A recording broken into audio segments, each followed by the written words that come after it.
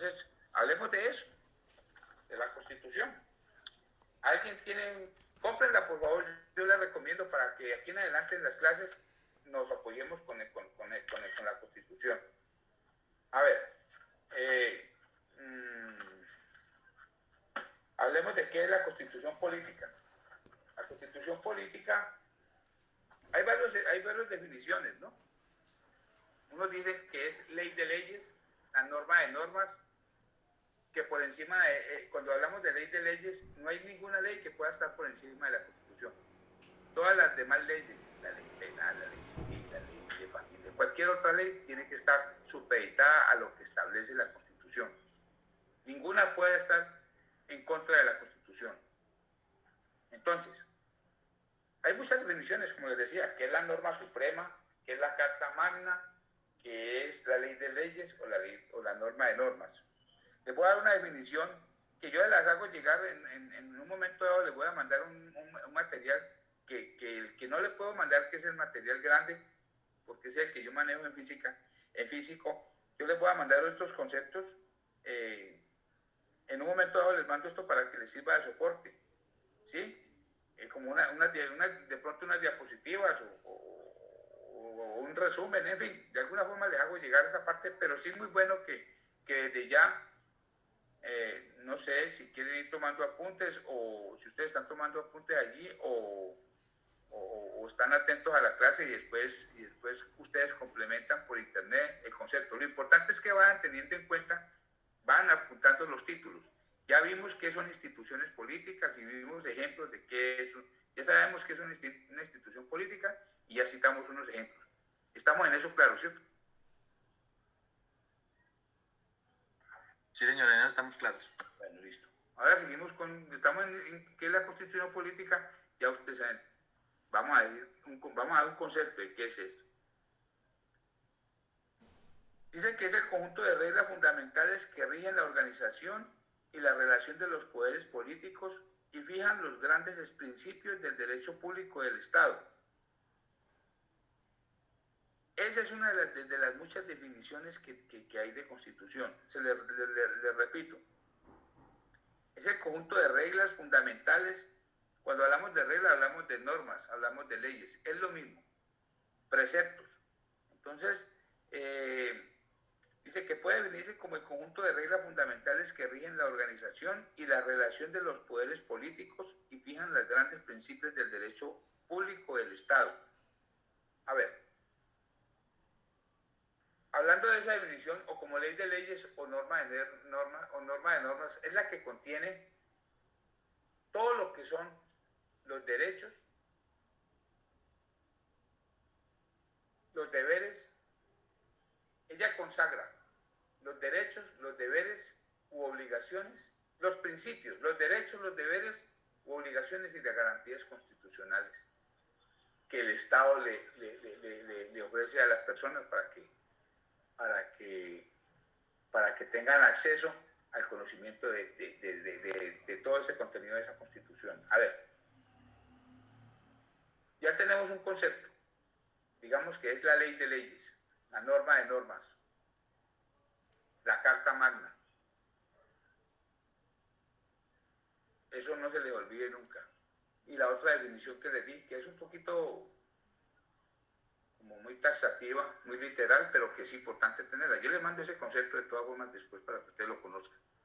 Pero por lo pronto sepan que es la ley suprema por encima de todas las leyes. Es la Carta Magna.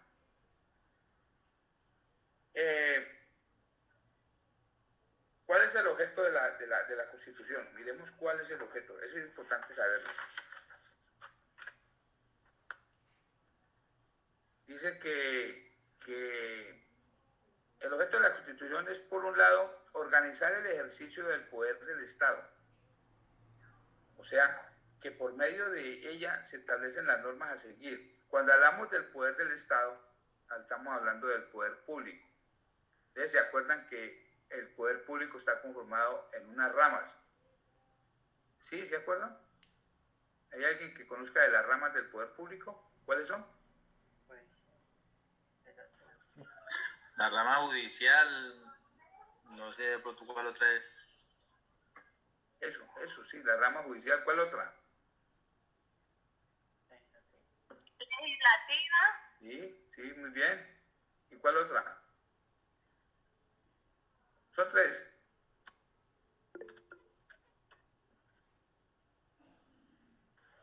Ejecutiva. La ejecutiva. ¿Sí? En orden jerárquico, establezcamos un orden jerárquico para esas ramas. Primero la rama ejecutiva, luego la rama legislativa y luego la rama judicial.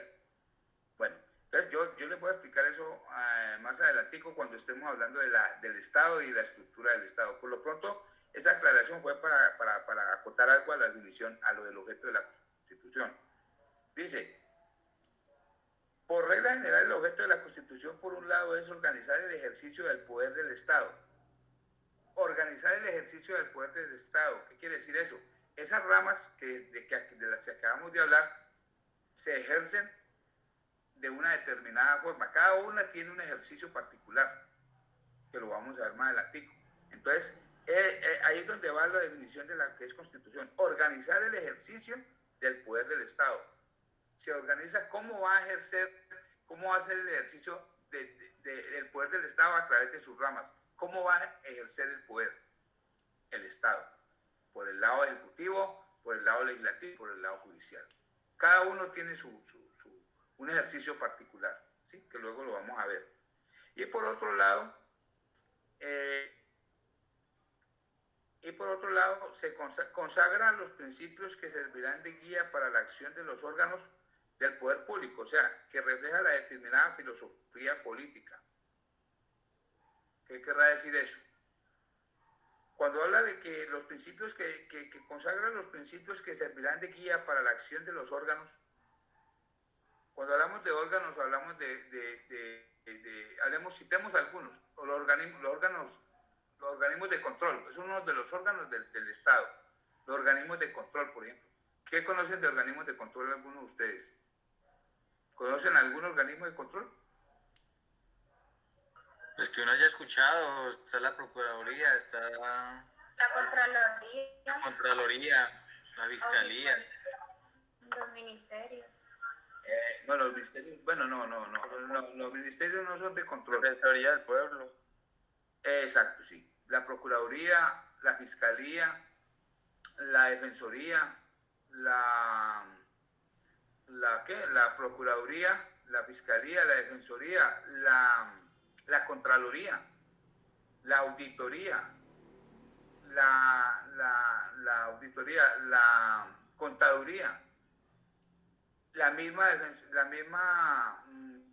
Registraduría General del Estado.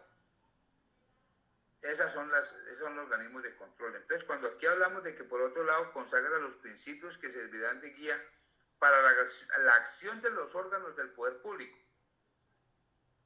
La Constitución establece, es una guía para cómo esos órganos de los que estamos hablando tienen que actuar, tienen que ejercer el poder público. O sea, cómo la Constitución rige cómo el Estado va a ejercer, por un lado, cómo va a hacer el ejercicio del poder, cuando hablábamos de las ramas del poder público, cómo va a ser el ejercicio del Estado a través de esas ramas, y también cómo tienen que proceder esos organismos de control, cómo tienen que hacer el control. Establece la Constitución la guía, es como una guía, es una pauta de cómo tienen que actuar esos organismos de control.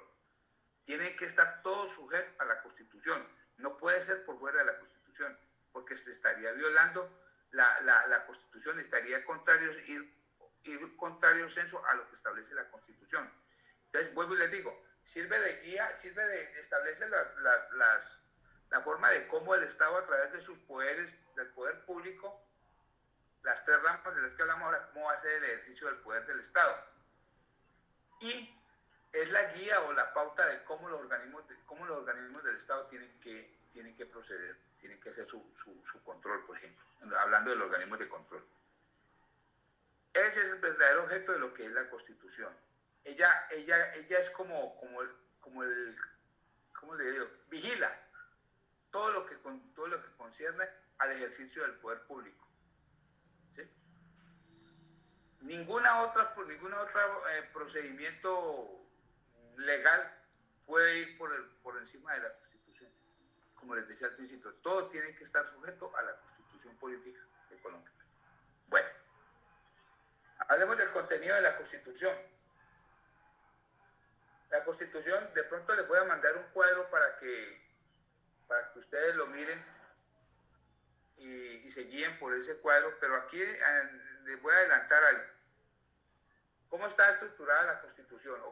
¿Qué contiene la Constitución? En una forma muy resumida, pero que ustedes deben ampliar. A ver, ¿qué contiene la Constitución? Primero que todo, contiene lo que son los principios fundamentales. Hablemos de unos principios fundamentales. Si quieren ir copiando esa partecita, vayan a ir copiándola, haciendo como un cuadro sinóptico, lo que es la estructura de la Constitución. ¿Cómo está estructurada? Primero, los principios fundamentales. Y van del artículo 1 al artículo 10 en la Constitución. Vayan copiando si quieren eso. Ya les digo, ustedes van a ampliar eso con el cuadro que les voy a mandar y cuando compren la Constitución, que ojalá que la tenga para la próxima clase. Les reitero, no tiene que ser una Constitución costosa, esa es de 5.000 pesos que venden ahí en las librerías, esa sirve. Bueno, entonces, hablemos primero de los principios fundamentales. Luego vienen los derechos fundamentales. ¿Han escuchado sobre los derechos fundamentales, cierto? ¿Sí o no? ¿Han escuchado de los derechos fundamentales? ¿O qué son los derechos fundamentales? ¿O por qué se llaman fundamentales? ¿Han escuchado algo de eso? ¿O por lo menos sí saben cuáles son sus derechos fundamentales? ¿O alguno de ellos, por ejemplo? Pues yo creo que son los que adquiere uno, pues a partir de cuando uno nace, los derechos que uno adquiere a partir de que uno nace será, no sé. Y claro, son los derechos fundamentales. Son fundamentales porque son inherentes a la persona. Desde el momento en que nace, inclusive desde antes de nacer. Anteriormente la ley civil decía que esos derechos se adquirían cuando uno nacía. No, hubo una reforma en la ley civil en donde se establecía que la criatura, aún estando dentro del claustro materno, ya tiene derechos. Antes de nacer ya tiene derechos, porque ya tiene vida. ¿Sí? Entonces, más adelantico les cito un ejemplo de eso. Pero no es desde que se nace, es incluso desde antes de nacer. Cuando todavía está en el vientre de la madre, ya se tienen derechos. Porque hay vida, vuelvo y les digo. Bueno, entonces hablamos de los principios, que van del 1 al 10. Los derechos fundamentales van del 11 al 41. Luego vienen los deberes u obligaciones fundamentales, que están consagrados en el artículo 95 de la Constitución. Y luego vienen las garantías constitucionales, que son el articulado de ahí en adelante. ¿Qué son las garantías constitucionales? Son una de las herramientas que le ofrece la Constitución a las personas para defender sus derechos.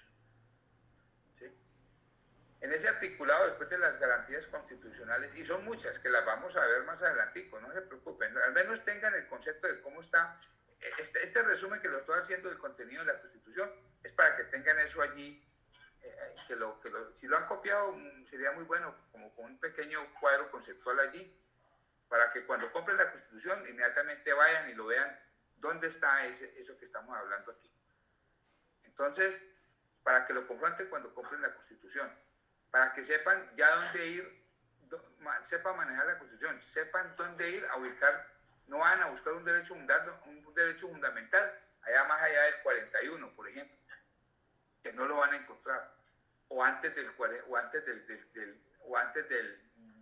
11, o sea, donde están los principios. De eso es lo que, ¿para qué le hago mención de este pequeño cuadro conceptual?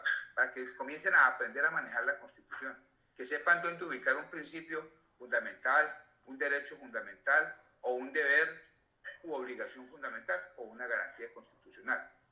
Además de eso, la Constitución consagra también lo que le decía ahora, ahí está contenido todo lo que tiene que ver con la función pública, con la función administrativa, con los entes de control, con los mecanismos de participación ciudadana y con lo que tiene que ver con las acciones constitucionales. Que esos son capítulos que están en el temario que yo les mandé y que los vamos a ver más adelante. ¿Ya? Eso se va a explicar todo, no hay problema. Pero les hago mención para que sepan, pues, como les dije, cómo está estructurada, cómo está conformada la Constitución. Ya ustedes van a ampliar eso más adelante con el cuadro y con la Constitución en mano. Bueno, hablemos de algunos principios fundamentales. Ejemplo,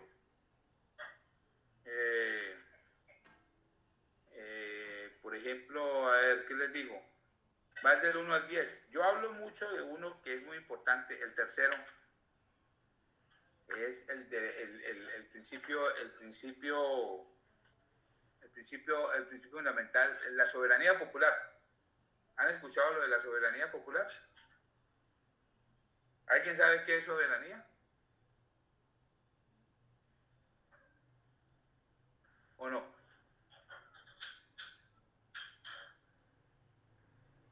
Bueno, no se asusten. Por eso insisto en que compren la Constitución. Soberanía, a ver, soberanía popular. Dice que radica en cabeza del pueblo. La soberanía radica en cabeza del pueblo y el pueblo la ejerce a través de sus representantes. ¿Quiénes son los representantes del pueblo? ¿Alguien me puede decir quiénes son los representantes del pueblo? El presidente, estará el alcalde, los gobernadores, no sé. ¿El gobierno? Gobierno. El poder político. El poder político, el poder público. El poder público, el gobierno, en esencia. Ese es el representante del pueblo. Porque nosotros somos que, según pues lo que consagra el concepto de democracia, entre comillas, la democracia radica en cabeza del pueblo, es el poder del pueblo con el pueblo y para el pueblo, y que lo ejerce a través de sus representantes. ¿Cuáles son los representantes del pueblo? El gobierno, aquellos a quienes nosotros elegimos, mal o bien, pero somos nosotros los que lo elegimos para que nos gobiernen, y muchas otras cosas más también, ustedes saben. Pero, en esencia es eso, la soberanía popular. Se dice que soberanía popular porque es pueblo, está en cabeza del pueblo y la ejerce a través de sus representantes, que es el gobierno, no más. O sea, pero entonces nosotros como el pueblo tenemos, nosotros como el pueblo tenemos derecho a hacer algunos cambios, no sé, pero ellos son los intermediarios para hacer esos cambios o esas cosas que nosotros como pueblo elegimos o decimos. No, ellos son los que están dados a impartir esas instrucciones o algo, entiendo yo así, ¿no, profe? Sí, pero a ver, nosotros, precisamente por eso nosotros ejercemos el poder, la soberanía popular a través de nuestros representantes, que es el gobierno. Lo que pasa es que desafortunadamente, yo diría que no siempre el gobierno hace lo que tiene que hacer. Citemos dos ejemplos, citemos un ejemplo, por ejemplo, el caso de San Andrés. ¿Se acuerdan de que Nicaragua se apoderó de una cantidad de millas náuticas de Colombia? Le quitó a San Andrés como 70, 80 mil millas, algo así, no recuerdo el dígito, pero ¿qué? Pero fue eso. Lo que sucedió con San Andrés, que Nicaragua le quitó una gran extensión de su mar territorial. ¿Se Eso no, acuerdan? eso no es invasión de soberanía de lo que hizo Nicaragua, o ellos cómo hicieron para quitarle eso si ya según eso era de Colombia. No, es decir, O es de Colombia. es de Colombia. Que se lo dejó quitar es otra cosa. Por eso cito ese ejemplo. El gobierno de Colombia, que nosotros elegimos, no hizo lo que tenía que hacer por A, B o C circunstancia, que había que investigar, sería objeto de una investigación por parte de alguien acucioso que quisiera hacerlo, pero el gobierno no hizo lo que tenía que hacer y se dejó quitar esa extensión. Vulgarmente hablando, se la dejó robar, se la dejó quitar de Nicaragua. Y todavía sigue diciendo Nicaragua que le pertenece todavía mucha más extensión de San Andrés. Quiere quitarle otra extensión más. Entonces, el gobierno no hizo lo que tenía que hacer a través de sus organismos encargados de eso, que el mismo presidente, el mismo canciller, el mismo ministro de Relaciones Exteriores, todos aquellos que son los competentes para defender ese territorio nacional, no hicieron lo que tenían que hacer. ¿Sí? Se violó la soberanía de Colombia. Nos invadieron y se robaron una gran parte territorial de Colombia allá en San Andrés. Eso es una violación de la soberanía. Entonces, el pueblo fue robado. Nosotros ejercemos ese poder, esa soberanía a través del gobierno, pero el gobierno no lo hace. ¿Por qué? Porque la respuesta es objeto de análisis de cada uno, porque seguimos eligiendo mal todavía, ¿sí? Porque quienes están, no estamos todos los que, ¿cómo es que dice el dicho? No estamos todos los que somos, ni somos todos los que debemos estar. Es decir, elegimos unos gobernantes para que hagan lo que tienen que hacer, pero desafortunadamente no lo hacen.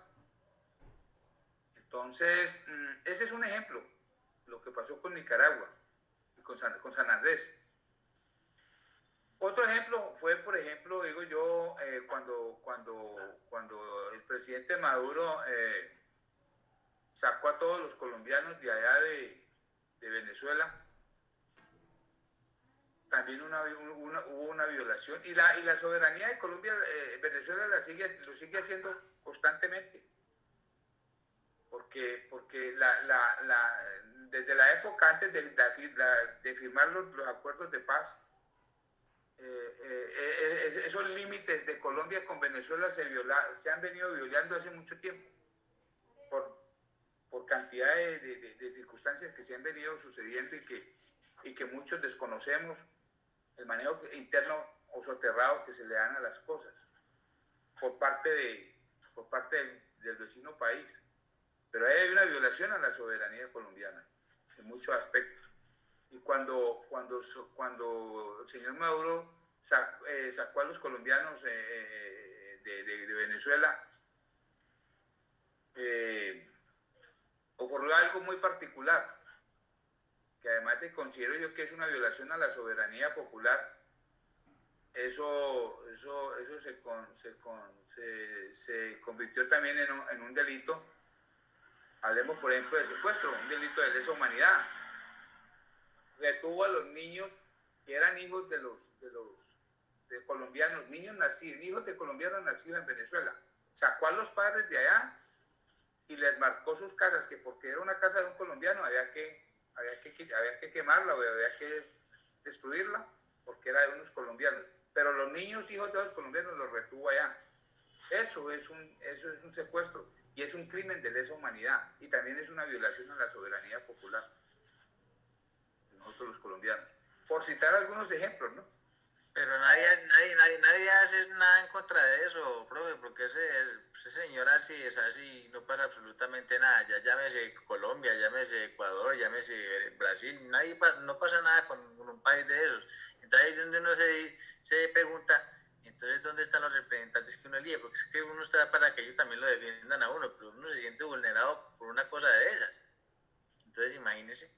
Porque es que nosotros los elegimos es para que nos gobiernen, pero para que gobiernen también. O sea, no solamente nosotros, sino que hablando de soberanía, por ejemplo, que esos límites que consisten, Ustedes conocen el mapa de Colombia, por supuesto, y saben que hay un croquis que tiene unos límites, unas delimitaciones al territorio nacional. Y eso hay que respetarlo por cualquier país vecino. Entonces, pues hombre, los llamados a hacer respetar esos límites son ellos, a los que nosotros elegimos, el mismo gobierno, pero no lo hacen porque es que hay unas intenciones soterradas y unos intereses particulares de ellos que hacen que eso suceda. Y nosotros, como desafortunadamente somos un pueblo muy conforme, entonces tragamos entero. Y pasa lo que usted acaba de decir. Es decir, seguimos tragando entero y seguimos siendo conformes con lo que el gobierno haga y seguimos eligiéndolos cada 4 años. Pero es que para la muestra un montón, profe, con eso. Nosotros, el pueblo, por ejemplo, usted a un pueblo le va a imponer una medida, por ejemplo, de seguridad como el uso del casco para andar en moto. Y eso forma pues la algarabía y hacen marchas y hacen paros y hacen daño y toda la vaina. No, ven, no, lo último, ya la gente no hace eso. Pero usted ve que cada ratico le suben a los recibos los servicios públicos, al del agua, al de la energía, y nos quedamos callados, no pasa nada. Entonces ahí es donde uno no entiende también la gente. Sí, no, lo que pasa es que uno tiene que empezar por uno mismo. Nosotros siempre decimos, es que uno no entiende la gente, nosotros decimos, no sé por qué el pueblo colombiano es tan conforme y tan aguantador, pero no, yo creo que antes de decir eso tenemos que tomar conciencia de que es que esa es una responsabilidad que inicia, que empieza en uno mismo, ¿sí? La tendencia de uno desafortunadamente es delegarle esa tendencia a los demás, pero uno no mira el proceder de uno, todo inicia en uno mismo. Uno tiene que poner el primer granito de arena, el primer ladrillo para que se estructure una casa o una situación de estas, un cambio real, tiene que empezar por uno mismo. Y no, uno dice lo que usted acaba de decir con mucho respeto, ¿no? Pero eso lo decimos todos, es que el pueblo muy traga entero, muy conforme, muy aguantador. Pero decimos el pueblo, pero es que nosotros también somos el pueblo, cada uno de nosotros. Entonces el cambio se inicia con cada uno de nosotros. ¿Sí? Valga la acotación, como pasa con la paz. La paz no está en cabeza, no está en el gobierno ni en los demás. La paz está en cada uno de nosotros, en cabeza y en responsabilidad de cada uno de nosotros. Ahí empieza. Eso lo ampliamos más adelantico cuando entremos a ese tema. Pero pues hago esa acotación ahora como para hacerles un aporte allí a lo que estamos hablando. Pero en esencia es eso. Bueno, sigamos. Básicamente, pues, es una idea global de lo que es la soberanía, para que ustedes vean, pues, qué es la soberanía y para que ustedes también tomen conciencia de que si la soberanía de nosotros se está ejerciendo o no se está ejerciendo. Eso es muy bueno que entremos como a pensar en eso, como a analizar eso, ¿cierto? Hasta qué punto ese principio fundamental que consagra el artículo 3 de la Constitución Política es cierto o no. ¿Sí? Bueno, sigamos. Ya les decía que esos principios van del 1 al 10, ustedes los amplían. Les quería hablar de uno como para tener una idea, pues, que son principios fundamentales. Sigamos con los derechos fundamentales. Alguien decía ahora que son derechos que nacen que son fundamentales porque nacen o porque son de la persona desde que nace. Sí, eso es cierto, pero también es cierto lo que les decía, que desde antes de nacer, la criatura cuando ya tiene vida ya tiene derechos. Eso no se le olvide. Les cito un ejemplo. Por ejemplo, hay una teoría en la ley civil que llama la teoría del nascituro. ¿Saben qué es nascituro? Nascituro con S y C, nascituro. No. ¿No has escuchado ese término? ¿No? No. Nascituro es el por nacer. Aquel que está por nacer. Esa es la teoría del nascituro. Ejemplo, una persona un ser que está en el vientre de la madre, que está dentro del claustro materno, es un nascituro, porque no ha nacido todavía, está por nacer. Ya tiene vida, pero no ha nacido todavía porque no ha salido del claustro materno, no ha salido del vientre de la madre. pero ya tiene derechos. ¿Sucedió alguna vez, como para citar un ejemplo, para que ustedes tengan idea de eso, sucedió alguna vez que unos padres de familia adinerados, una pareja, iban en su carro y la esposa estaba embarazada y se accidentaron? Pero eran una pareja adinerada, empresarios, pues eso. Entonces, en el accidente fallecieron los dos, pero alcanzaron a sacar la criatura del vientre materno y lo salvaron.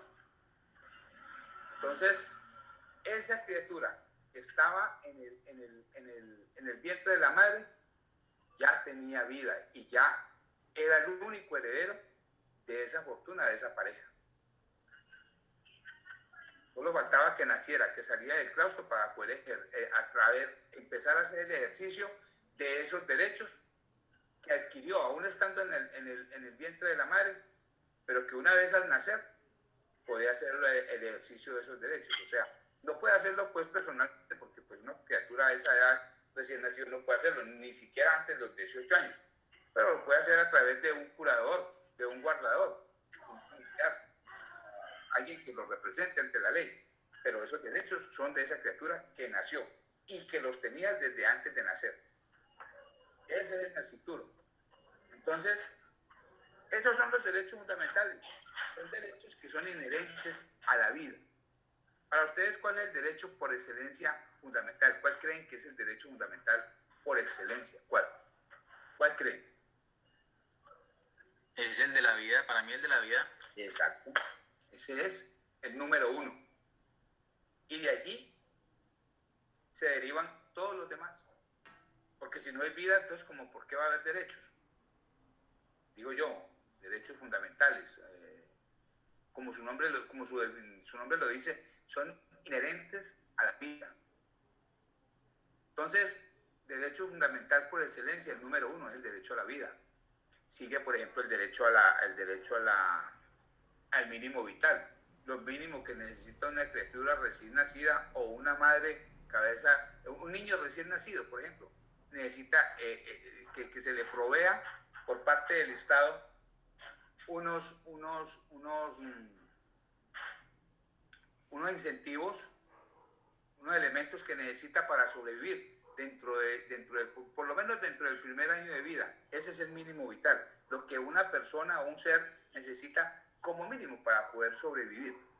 Ese es otro derecho fundamental, que es inherente, por supuesto, a la vida. ¿Qué otro derecho fundamental conocemos? El derecho a la salud. El derecho a la salud, exacto. Que muy comúnmente nos lo viven violando las EPS. Ese es uno de los que más nos violan, ¿sí? Y que, pues, lamentablemente, en este país hay una superintendencia de salud que es la encargada de hacer el control sobre las EPS para que no se hagan esa violación de ese derecho. Pero no hacen el control que tienen que hacer, desafortunadamente. No lo hacen. Entonces, el derecho a la educación es otro. Pero en cuanto al derecho a la salud, puedo decirles lo siguiente: el derecho a la salud no aparece en la Constitución política como un derecho fundamental dentro de esos de los que les dije ahora, del 11 al 41. ¿Por qué? Porque es que el derecho a la salud es un derecho fundamental conexo al derecho a la vida. Por eso ustedes no lo van a encontrar, probablemente no lo van a encontrar en la Constitución, como encuentran el derecho a la vida, como encuentran el derecho a la libertad, o el derecho de petición, y muchos otros. Entonces, ¿qué pasa con el derecho fundamental de salud? Sí, por supuesto, es un derecho fundamental, pero los derechos fundamentales hay de dos clases: derechos innominados y derechos conexos. Los innominados son como el derecho a la vida y el derecho al mínimo vital, que se llaman innominados porque de por sí existen sin tener necesidad de estar conexos a otro, como el caso del derecho a la vida y el derecho al mínimo vital. ¿Sí? Solamente es existir para tener ese derecho, el derecho a la vida, y que se le respete ese derecho por parte del Estado, por parte del gobierno y por parte del particular. Nadie tiene por qué abrogarse el derecho de quitarle la vida a otro porque le deba una plata o porque cualquier otra circunstancia lo tenga que matar. el derecho a la vida es sagrado y protegido sagradamente por la Constitución. Entonces, por lo menos lo establece, que se viole ya eso es otra cosa, pero está establecido por la ley, que es el derecho número uno por excelencia y que hay que respetarlo. Y vuelvo y digo, nadie se tiene por qué abrogar el derecho de quitarle la vida a otro o de violarle ese derecho bajo otras circunstancias, violándole, por ejemplo, el derecho a la salud. Porque ustedes saben que violar el derecho a la salud, por ahí dice que es un derecho conexo. Ah, bueno, esos son los derechos innominados, pues, ¿no? Como el derecho a la vida y al mínimo vital. Y derechos conexos, como el caso del derecho a la salud. ¿Por qué? Porque es un derecho que es conexo al derecho a la vida. ¿Qué quiere decir eso? Que si usted se le está violando el derecho a la salud, conexamente se le está violando el derecho a la vida, ¿o no? Yo creo que sí. Sí, claro, profe. Cualquier atentado contra el derecho a la salud, inmensamente, inherentemente, se está atentando contra la vida de una persona. Eso es claro, eso no tiene más vueltas, eso no tenemos que explicarle más nada, eso todo lo vivimos todos los días. Mucha gente se muere porque no lo atienden oportunamente en una clínica, porque las EPS no le dan la atención y la autorización que tienen que darle oportunamente. Aún estando pagando el servicio, hay que rogar por él. Entonces ese es un atentado flagrante al derecho a la salud y por supuesto al derecho a la vida. Eso es eso. Bueno, hablemos de otro importante derecho fundamental. A ver, dentro de esos 30 artículos, de esos 30 derechos que consagran la Constitución Política, pues es muy bueno, ustedes los amplían, pero mencionemos algunos que son muy importantes y que son a diario conocidos y violados. Por ejemplo, ustedes saben que es el habeas data, artículo 15 de la Constitución. Son los datos de las personas. Exacto, sí. El derecho a la intimidad que tenemos todas las personas. ¿Sí? Habeas data, inviolabilidad de documentos privados. Dice el artículo, todas las personas tienen derecho a su intimidad personal y familiar y a su buen nombre. Y el Estado debe respetarlos y hacerlos respetar. De igual modo, tienen derecho a conocer, actualizar y rectificar las informaciones que se hayan recogido sobre ellas en bancos de datos y en archivos de entidades públicas y privadas. Palabras más, palabras menos, el habeas data es un derecho que también es muy constantemente violado por la central de riesgos, por ejemplo. Una persona que ellos se abriegan el derecho de violarle a uno el habeas data, el buen nombre. Por ejemplo, cuando una persona sirve de codeudor para un plan de celular o para comprar un artículo, qué sé yo, electrodoméstico, cualquier otra situación. El deudor no paga y entonces el codeudor le toca pagar.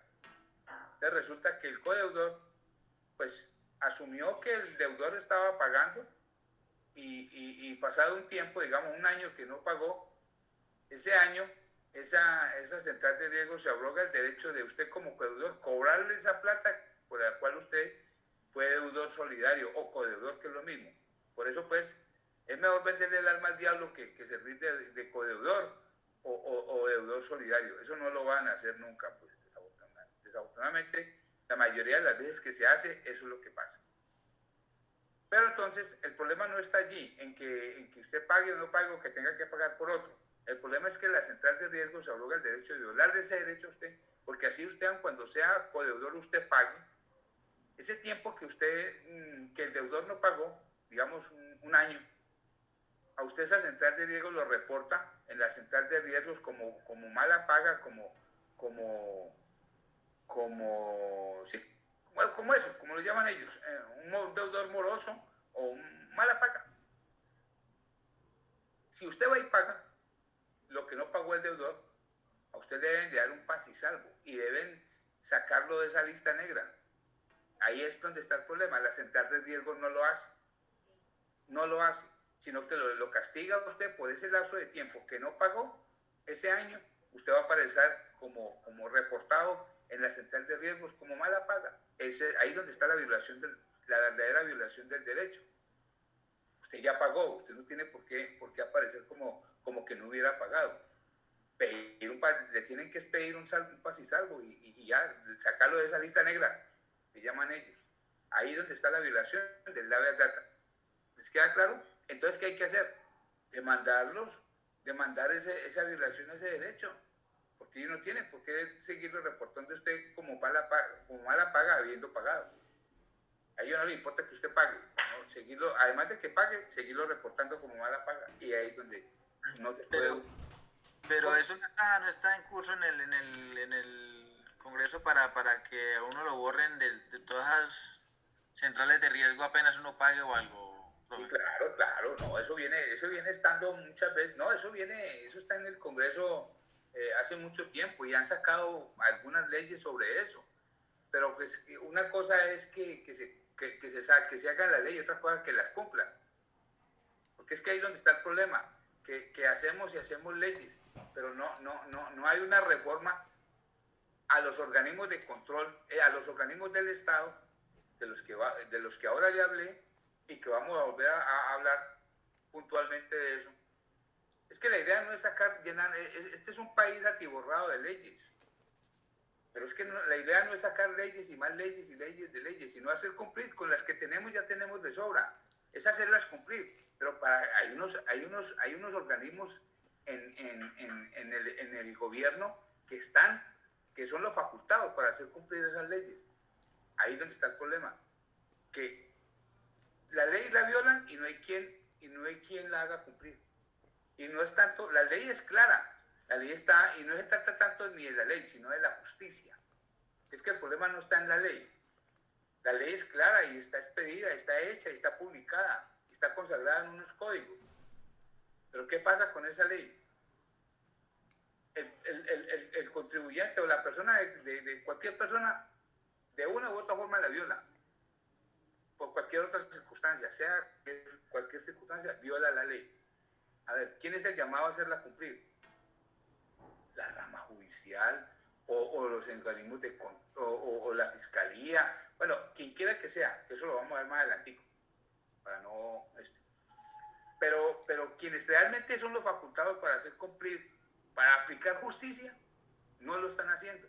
Entonces, nos estamos atiborrando de leyes, pero en el Congreso ya han sacado varias veces leyes que digan que ese castigo lo tienen que levantar una vez se pague, pero ahí está, porque usted mete una demanda, bueno, sigamos y ahora les digo una cosita, ¿cómo es que se protegen los derechos fundamentales? Pero eso lo hablamos ahora. Acudir a una acción constitucional para defender los derechos fundamentales, en este caso el habeas data, por ejemplo. ¿Cómo tenemos que actuar y ante quién tenemos que actuar? Otra cosa es que no lo hagamos, otra cosa es que lo hagamos y que no haya quien lo haga, quien lo haga cumplir. Ahora les digo de qué les estoy hablando. Sigamos citemos otros derechos fundamentales para que avancemos en esto. Otro derecho fundamental importante, pues todos son importantes, ¿no? Pero pues no podemos citarlos todos en clase porque no nos quedaría tiempo. Bueno, el artículo 22 habla del derecho a la paz. Este es un tema que vamos a abordar más adelante, pero a ver, ¿quién puede decirme qué es la paz? ¿Un derecho o un deber? ¿Quién puede decirme algo de eso? No es parte y parte, ¿no? Ese sería un concepto. ¿Quién puede decir algo más? Es un derecho. Derecho. ¿Alguien más tiene algo para aportar?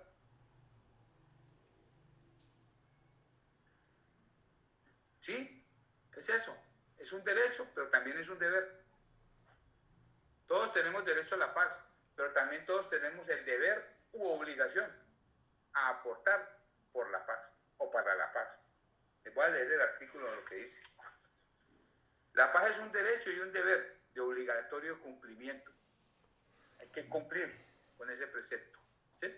Todos estamos obligados a eso. Estamos obligados a aportar por la paz y para la paz, pero tenemos derecho a la paz también. Eso lo vamos a ampliar cuando entremos al ciclo de cátedra de paz. Pero bueno, por lo menos ya saben que la paz es un derecho y un deber, ¿sí? Las dos cosas. Hablemos de otro importante derecho fundamental, el 23, el artículo 23. ¿Saben cuál es?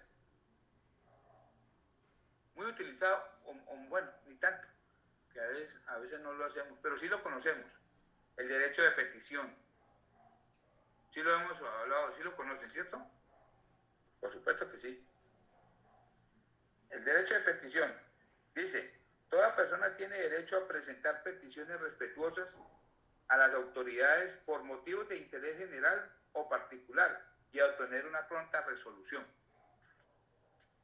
El derecho de petición, además de ser un derecho fundamental, también es una acción constitucional, que también lo vamos a ver más adelante. Cuando hablo de acciones constitucionales, hablo de herramientas para defender nuestros derechos.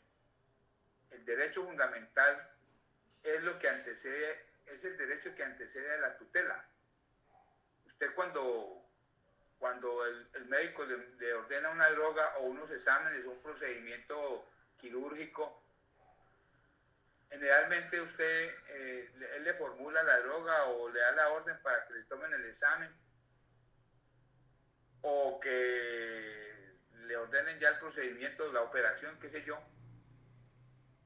Generalmente usted tiene que acudir a la EPS para que le autoricen eso. Usted va a la EPS y tiene que hacer primero una cola para presentar la solicitud, para saber para cuándo le dan la autorización. ¿Quién sabe para cuándo? Entonces, usted en esa mora que hay generalmente en atenderlo rápidamente, usted tiene que acudir generalmente a un derecho de petición. Un derecho de petición es una demanda, ¿no? Porque un derecho de petición no es una cartica allí, pues, que usted pueda decir... Eso es una tutela, profe. También es tutela, lo mismo que la tutela, no, es diferente. No. Derecho de petición es una cosa y tutela es otra. El derecho de petición es el preámbulo a la tutela. El derecho de petición es lo que usted tiene que hacer antes de interponer la tutela, porque es que usted tiene que pedir primero para que le den. Si usted no puede tutelar antes de que le hayan negado un derecho o le hayan violado un derecho.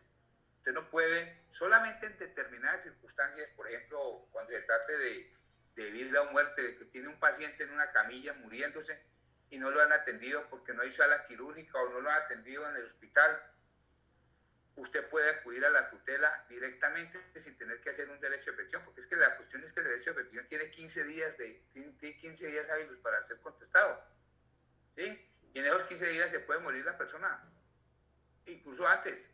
Entonces, en esa circunstancia particular, en donde se trate de vida o muerte, de defender la vida de una persona, usted puede interponer una tutela de ipso facto y tiene que resolvérsela, porque es la vida de la persona. Es el derecho fundamental por excelencia que se está protegiendo, que se está tutelando. Entonces, solamente en esas circunstancias es que puede interponer la tutela de ipso facto sin antes acudir al derecho de petición. En otros casos siempre tiene que hacer el derecho de petición, porque es que es lo que yo recomiendo, porque es que usted tiene que pedir primero, usted tiene que decirle a la EPS, mire, al médico, a mí me ordenaron esta droga y hasta la presente no me la han entregado, no me la han cada que voy a solicitarla me la niegan, que no, que es POS, que como es POS entonces no me la dan, o cualquier otra disculpa le sacan.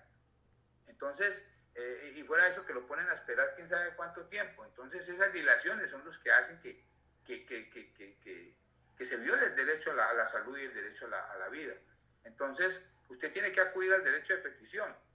¿Para qué? Para que usted pidiendo, no es solicitando, no es rogando, sino pidiendo que le concedan esa droga o ese procedimiento o esos exámenes, ¿sí? Entonces, ya la EPS le tiene que contestar. En 15 días hábiles le tiene que contestar. Entonces, si en 15 días no le contesta la EPS, entonces usted ahí sí tiene que acudir a la tutela, porque el solo hecho de no contestar ya se está violando el derecho de petición, y es un derecho fundamental. Y los derechos fundamentales se protegen con eso, con la tutela. Eso es lo que les iba a decir ahora. La tutela está circunscrita. Es un mecanismo transitorio, es una acción constitucional, es una demanda de solución inmediata es la tutela. Entonces, el juez de tutela tiene que resolver de inmediato. Cuando él la concede, dice en su escrito, en su respuesta, que la entidad que está violando el derecho en 48 horas tendrá que hacer caso de lo que se le está ordenando. Esa es la tutela. Ahí sí tiene que ir. Ya una vez no le fue respondida de fondo el derecho de petición, porque no le contestaron, o si le contestaron, no le contestaron de fondo. Entonces, eso quiere decir, se constituye una violación al derecho fundamental de petición. Y entonces ahí sí acude usted a la tutela, porque ya tiene un derecho, ya tiene por lo menos un derecho fundamental que se le está violando, que es el derecho de petición. Y a él van unidos el derecho a la salud, el derecho a la vida, el derecho a la igualdad y muchos otros derechos que usted quiera meter, el mínimo vital, bueno, un resto. Esa ya es la tutela. Una cosa, tenga claro eso, una cosa es el derecho de petición y otra cosa es la tutela. ¿Queda claro, no? Bueno. Sí, señor. Listo. Ese es el derecho de petición. Hay una particularidad muy especial que quiero hacer una acotación aquí un momentico. El derecho de petición tiene un plazo, un término legal de 15 días hábiles para ser contestado y de fondo, ante una entidad pública o ante una entidad particular. Pero cuando se trata de una entidad pública, llámese por ejemplo una alcaldía o cualquiera de sus organismos internos como planeación o como hacienda o como bienestar social, cualquiera de esas entidades pertenecientes a una alcaldía, hay una situación que es bien particular. Cuando se hace un derecho de petición ante una de esas entidades tienen una protección por la ley que la ley les otorga 3 meses más para contestar. O sea, que si usted hace un derecho de petición a la alcaldía o a cualquiera de sus entidades, ellos tienen 3 meses más para contestar y generalmente se los toman, porque ellos no, desafortunadamente, las alcaldías no contestan nunca, casi nunca contestan oportunamente. Entonces, pero hay una cosa bien particular, y eso es lo que no saben muchos de ellos, que cuando se hace una solicitud a una entidad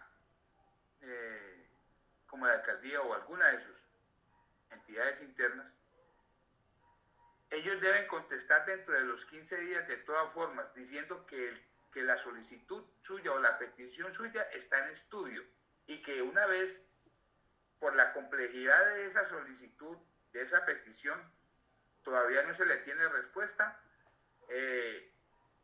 el trámite seguirá, la petición está en trámite, está en estudio para ser contestada oportunamente. Perdón. ¿Qué quiere decir eso? Que a pesar de que ellos no tengan la respuesta dentro de los 15 días siguientes, porque sí, hay situaciones que son complejas y ameritan pues un estudio más amplio y más profundo, y en 15 días de pronto no se pueda resolver. Pero entonces ellos sí tienen la obligación de responder dentro de esos 15 días diciendo eso, que por la complejidad de la petición está en estudio y será contestado oportunamente. Con esa carta, con esa respuesta, la ley les otorga 3 meses más para contestar. Pero es que hay algunos, la mayoría de las veces ni siquiera hacen esa respuesta, sino que dejan pasar los 3 meses. Ya con ese hecho de no haber contestado en esa forma durante los 15 días siguientes a su promoción o a su presentación, se violó el derecho fundamental de petición y ya es objeto de esa alcaldía o esa oficina, es objeto de una tutela, para que tengan presente eso. Porque desafortunadamente las entidades oficiales son las primeras en violar los derechos.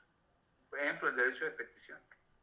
Entonces, hay que tener presente eso. ¿Para qué es que sirve eso? Por eso hablo de herramientas. Cuando hablo de derecho de petición, cuando hablo de las acciones constitucionales, hablo de herramientas, porque eso es lo que el Estado a través de la Constitución le da a uno para que se defienda del particular o del mismo gobierno. ¿Sí? Para que conozca sus derechos y para que tenga con qué defenderlos. Es eso. Lo que pasa es que como no compramos la Constitución y no la conocemos y no la compramos, no nos interesamos en eso. Entonces somos objeto constantemente de violación de derechos, de nuestros derechos, por parte del gobierno o por parte del particular. Y muchas veces nosotros mismos le violamos los derechos a otros también, por ese mismo desconocimiento, ¿sí? Ustedes pueden ver cada rato que un vecino le ha tirado por poner una pared o por correr los linderos o por perjudicar al vecino porque se le antojó simplemente. Entonces, ¿por qué? Porque no conoce que el derecho de él llega hasta donde empieza el del vecino. Y ese respeto por ese derecho, además de ser un cumplimiento a la ley, es también una situación que lo caracteriza a uno, que también lo vamos a ampliar cuando lleguemos a esa parte, lo caracteriza a usted como un agente de paz. Porque allí el que le viola el derecho a un vecino ya está armando un conflicto, ya está constituyendo un conflicto, un problema, además de una violación a unos derechos. Un vecino dice que no le importa perjudicar a otro, porque desconoce, que eso no se puede hacer, porque está prohibido por la ley. Entonces, lo que les decía ahora, nosotros, el desconocimiento de nuestros derechos nos coloca en una situación de víctimas o de victimarios, cualquiera de las dos, y muchas veces las dos, ¿sí? Porque somos víctimas de que el gobierno nos viole nuestros derechos, o un particular, o de pronto de violárselos nosotros a ellos, al particular. Bueno, ese es el derecho de petición. Hablemos de otro para terminar esta partecita. El debido proceso, por ejemplo, el artículo 29, que es el derecho de defensa. Leámoslo. El debido proceso se aplicará a toda clase de actuaciones judiciales y administrativas. Nadie podrá ser juzgado si no conforme a las leyes preexistentes al acto que se le imputa, ante juez o tribunal competente, o con observancia de la plenitud de las formas propias de cada juicio. ¿Qué quiere decir eso? Que usted, cuando es demandado por cualquier circunstancia en la vida, si usted es objeto de una demanda, a usted primero lo tienen que notificar de esa demanda para poderlo judicializar, porque la demanda empieza y la promueven contra usted, pero usted tiene que defenderse. Así como la persona que demanda tiene el derecho de acción, eso se llama el derecho de acción, o sea, el derecho que todos tenemos de demandar a otro por cualquier circunstancia de la vida, por cualquier afectación que nos produzca su proceder, en cualquier tipo de demandas. Así como el demandante tiene el derecho de acción, el demandado tiene el derecho de contradicción, o sea, tiene el derecho de defenderse, de contrademandar, ¿sí? Ese es el derecho de defensa. Y el debido proceso es que usted, por ejemplo, en una eventual demanda por un embargo, porque usted tenga una deuda de un dinero, lo que sea, y cualquier otra demanda de la que usted sea objeto, usted lo tienen que notificar de esa demanda para que usted se defienda, para que ejerza el derecho de contradicción, el derecho de defensa.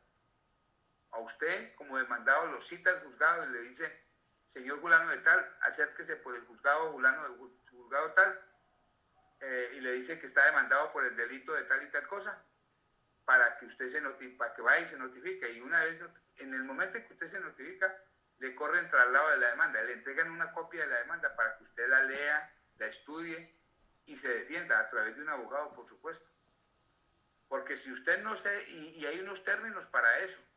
Una vez usted se notifica, la ley le da 10 días hábiles para usted defenderse. Si en esos días hábiles usted no se defiende, quiere decir que usted se allanó, que usted aceptó lo que el demandante pretende de usted. Y ahí sí se lo llevó el que sabemos, ¿ya? Ejemplo, una eventual demanda por un dinero que usted deba. El demandante puede decir uno de aquellos que llamamos, lo que llamamos un gota a gota o un, ¿me dice? Aquellos que prestan dinero y que agiotistas. La meta. pero agiotistas, los que cobran al 20 o al 30% o al más del 10%, esos son agiotistas, que viven de la necesidad del prójimo. Entonces, ese demandante eventualmente puede decir en la letra que usted le firmó o el documento valor que usted le haya firmado, de pronto si cometió el error, que eso sucede muy frecuentemente, cometió el error de firmar una letra en blanco y no puso la cantidad ni en letras ni en números.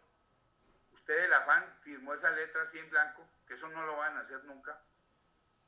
Entonces el agiotista le pone la cantidad que él quiera el día que la vaya a hacer efectiva, el día que lo vaya a embargar. Y entonces le embarga su casita o su carro o su finca por la suma que él quiera. Entonces, si usted, como demandado, en esos 10 días que tiene para defenderse, no analiza que a usted le prestaron 5 millones de pesos, por ejemplo, pero en la demanda está diciendo que usted debe 30. ¿De dónde salen esos otros 25 millones de pesos? Pero si usted no se defiende, le van a cobrar los 30. ¿Sí? A eso me refiero. Para eso es el derecho de defensa. Y el debido proceso es para que usted sea notificado de esa demanda y pueda ejercer el derecho de defensa, para que usted se pueda defender. Si usted no es notificado, a usted no lo pueden embargar, porque se violó el derecho del debido proceso, porque usted no lo notificaron. Ahí es la violación del debido proceso y consiguientemente se viola el derecho de defensa. ¿Listo? Bueno, eso lo pueden ustedes ir ampliando cuando compren la Constitución y cualquier duda, con mucho gusto, yo me encargo de aclarársela. No hay problema. Otro importante, el recurso del habeas corpus. ¿Saben cuál es el habeas corpus? Artículo 30. ¿Han escuchado el habeas corpus? ¿O no? ¿Escucho? No. ¿No? No. Bueno, listo, no hay problema, para eso estamos aquí. Artículo 30. Habeas corpus es el derecho a la libertad. ¿Sí? Entonces, le leo el concepto.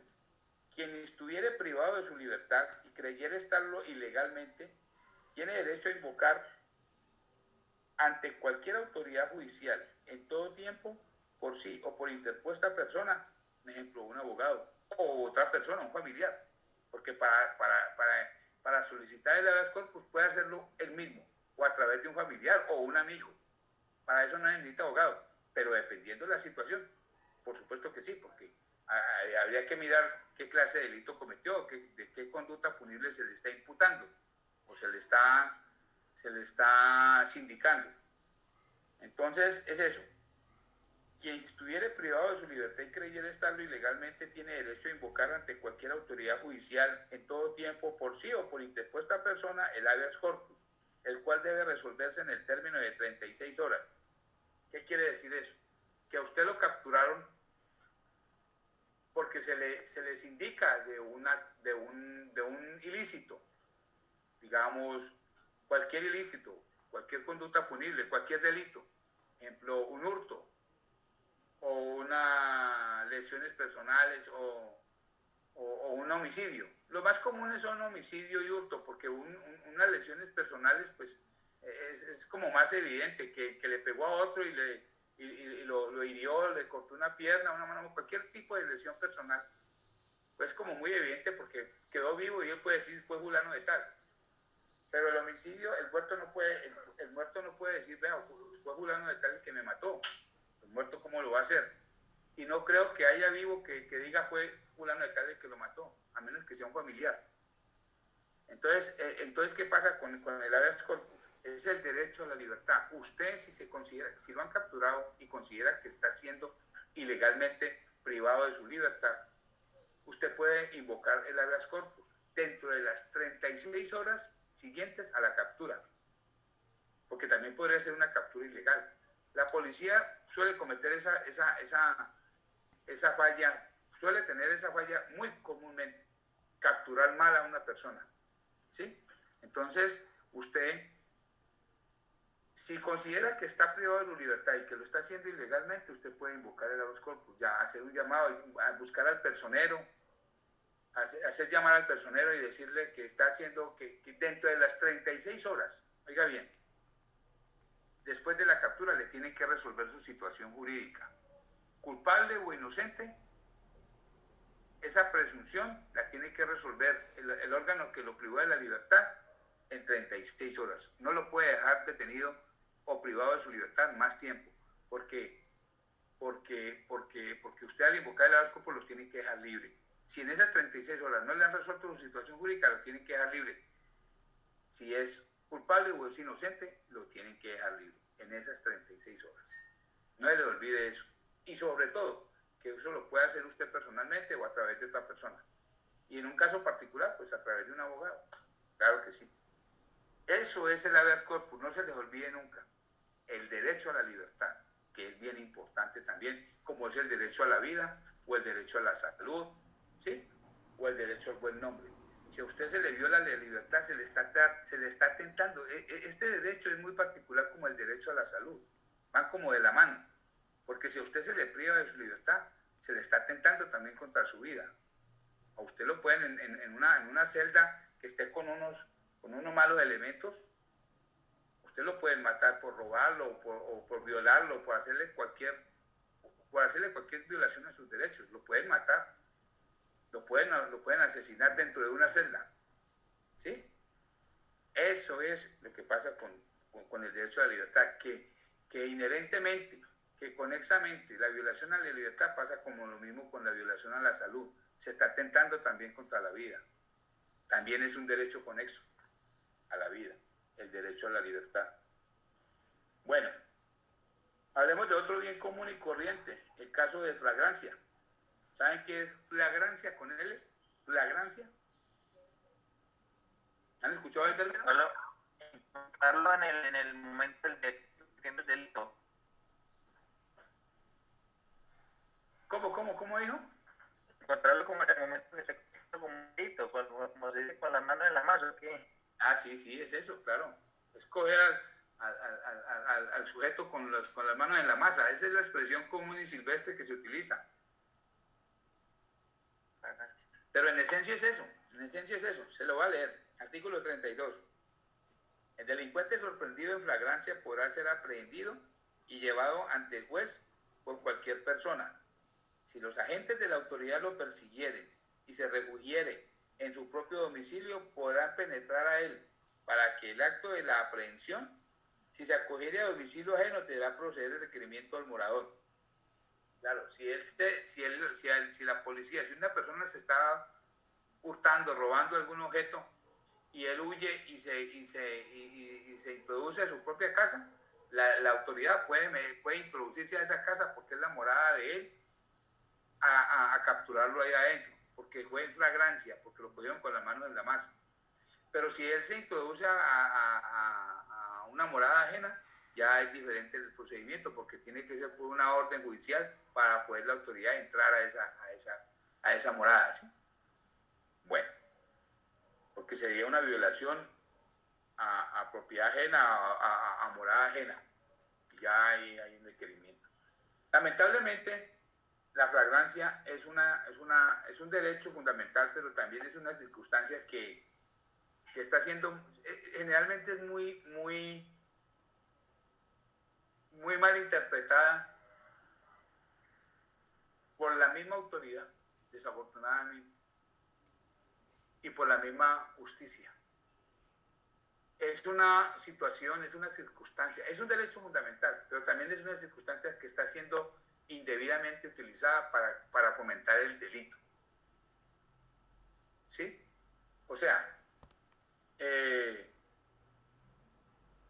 una persona se presume no, porque mientras toda persona se presume que es inocente hasta que se demuestra lo contrario, ¿cierto? Ese es el indubio pro reo, o sea, todo el mundo es inocente hasta que se demuestra lo contrario. Pero ¿qué pasa? Se sabe de la comisión de un delito por otra persona, pero entonces dicen que como no fue aprehendido en flagrancia, entonces no se le puede capturar, no se le puede judicializar. Y como nos da miedo denunciar, claro, es natural que nos dé miedo porque pues no hay quien nos defienda no hay quien nos defienda, porque sí, las leyes sí existen, pero realmente no hay quien nos defienda judicialmente. Eso es la verdad. Y lo digo públicamente porque es la verdad y todo el mundo lo sabe.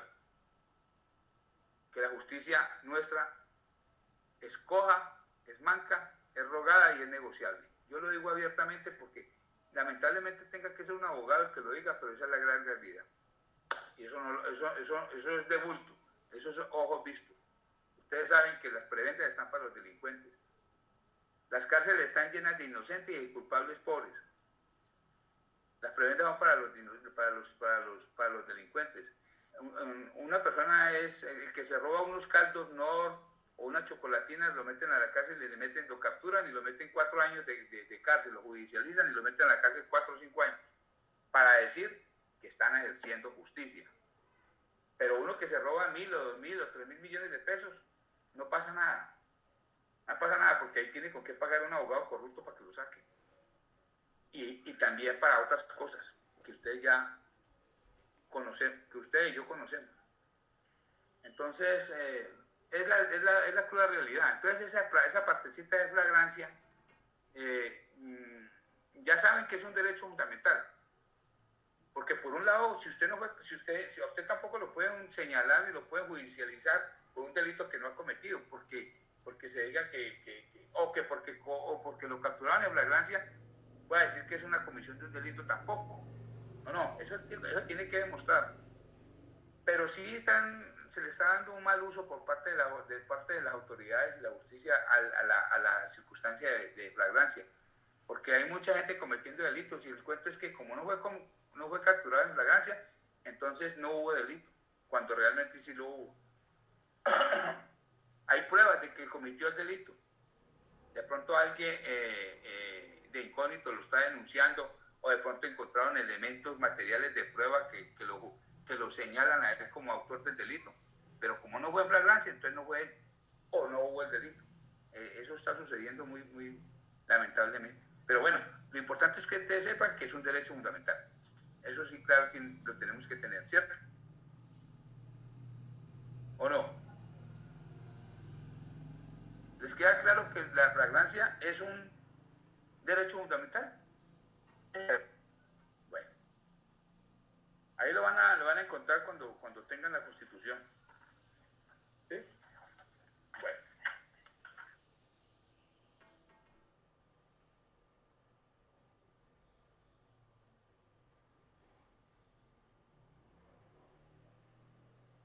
Estoy notando una cosa, que solamente un compañero responde. ¿Los otros qué está pasando? ¿Hay alguna duda? ¿Hay alguna inquietud? ¿O qué? ¿No les está quedando claro lo que estamos hablando aquí? A mí me gustaría que lo que vaya quedando confuso lo manejemos porque no hay tiempo para retroceder. Entonces, ya les dije, las clases están milimétricamente establecidas. ¿Cómo? No escuché bien. Es que solamente escucho a un compañero que participa. No, profe, hasta el momento aclara la clase. Ah, bueno. Es muy entendible todo el ¿Qué dicen tema. los otros? ¿Qué dice, por ejemplo, los compañeros? Susana, ¿qué dice? Vamos bien, profe, vamos bien. Natalia. Todo claro hasta el momento también. Ah, y María José. Profe, no, la clase está muy clara. Hasta el momento ya conseguí la Constitución y pues ahí lo voy siguiendo con la Constitución. Yo puse a buscar la línea 21 y ahí la conseguí.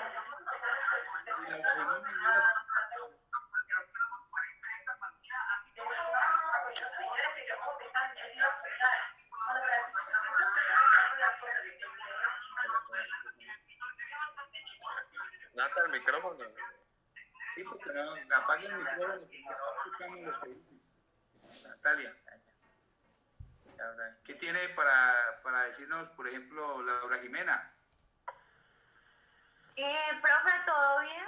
Solo tengo una pregunta. ¿Cuál es la diferencia entre el artículo 28 ¿Y el 30? Ya le di. El 28, a ver. El 28 es el debido. El 28 es la libertad de movimiento. Toda persona es libre. Nadie puede ser molestado en su persona o familia, ni reducido a prisión o arresto, ni detenido, ni su domicilio registrado, sino en virtud de mandamiento escrito de autoridad judicial competente, con las formalidades legales y por motivo previamente definido en la ley. ¿Sí? Esa es la libertad de movimiento. Quiere decir que usted, ese va muy de la mano con otro derecho por ahí que habla de la libertad de locomoción. Usted es libre para actuar y para ir donde quiera y para venir de donde quiera. Lo que pasa es que, y para hacer lo que usted quiera. Lo que pasa es que lo que usted haga tiene que hacerlo dentro del marco de la ley. Tiene que hacerlo legítimamente. Cuando hablamos de legítimamente es que lo tiene que hacer dentro del marco de la ley. Porque si lo que usted haga o el movimiento que usted haga lo hace por fuera de la ley, está obrando por las vías del derecho. Eso es una cosa que les quería decir. Pero eso es bueno cuando hablemos de lo que es derecho. Cuando tengamos el concepto de lo que es derecho, que sepamos qué es derecho. Porque es que hay una cosa bien especial. Todos sabemos que tenemos derechos, pero no sabemos qué es derecho. No lo sabemos definir. Pero eso es muy normal, porque es que es un concepto que es muy gaseoso, muy abstracto, pero tenemos que tenerlo, tenemos que aclararlo y tenemos que saber qué es eso. Tenemos que saber diferenciar qué es un derecho y qué es un deber. Porque generalmente al definirlo, decimos que derecho lo definimos como si fuera un deber. Y no es así.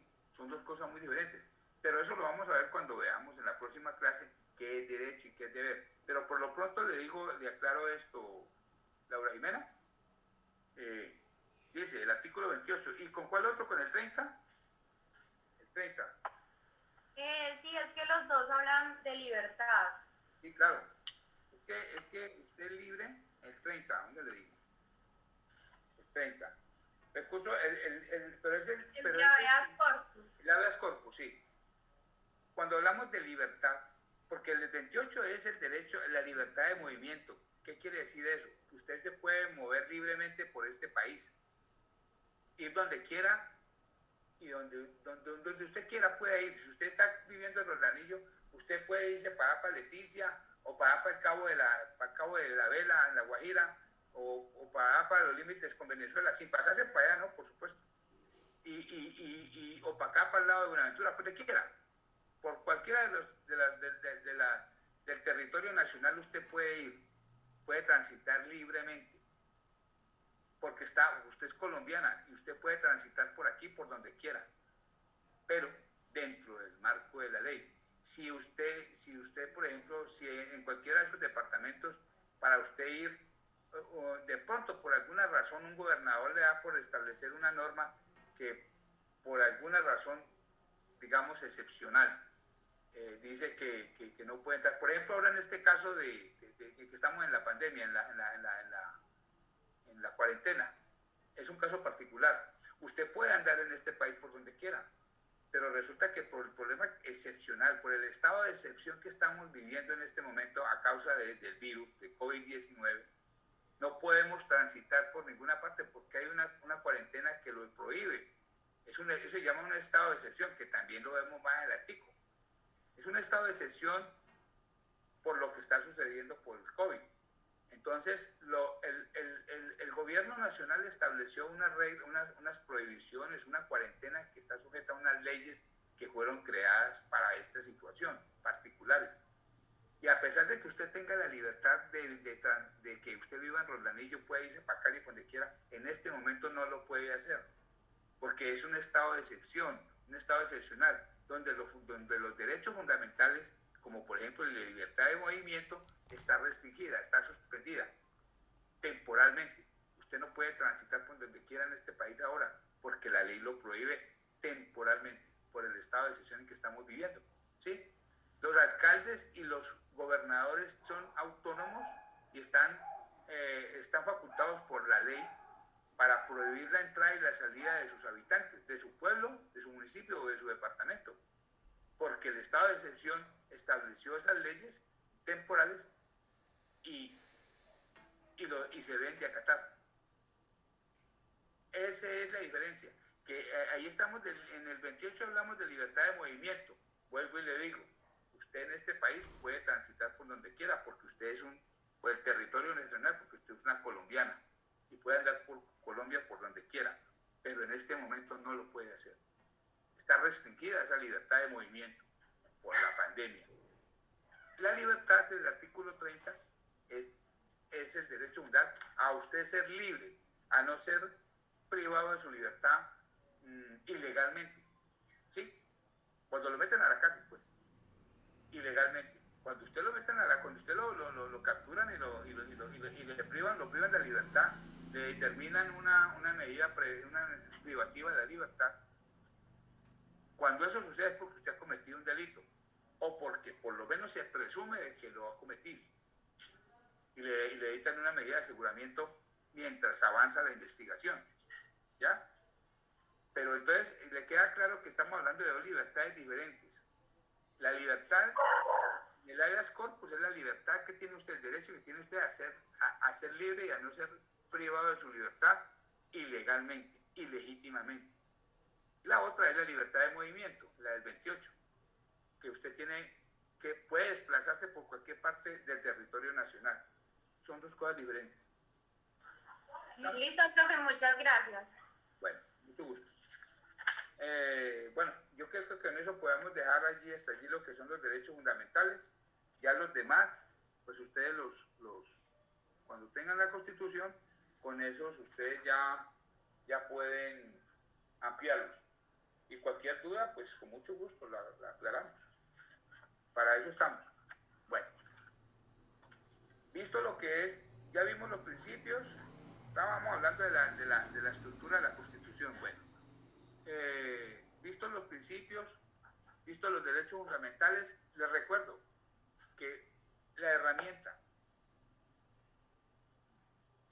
la acción constitucional que usted debe utilizar a la hora de defender un derecho fundamental es la tutela, la cual debe ir antecedida por el derecho fundamental de derecho de petición, salvo en alguna circunstancia especial, como por ejemplo un estado de emergencia, el estado de vida o muerte en que el paciente esté inmerso. O sea, cuando el paciente está en peligro su vida, porque está, como suele suceder, que lo llevan pues herido o grave de una enfermedad a un hospital o una clínica y primero se puede morir ahí afuera, que lo atiendan, en ese caso hay que utilizar la tutela, porque estamos defendiendo el derecho fundamental a la vida, a la salud y por supuesto a la vida. Solamente en esos casos se utiliza la tutela sin necesidad del derecho de petición. En otras circunstancias se debe utilizar el derecho de petición, porque usted no puede tutelar un derecho que no le ha sido negado o no le ha sido atendido oportunamente, porque no lo haya pedido.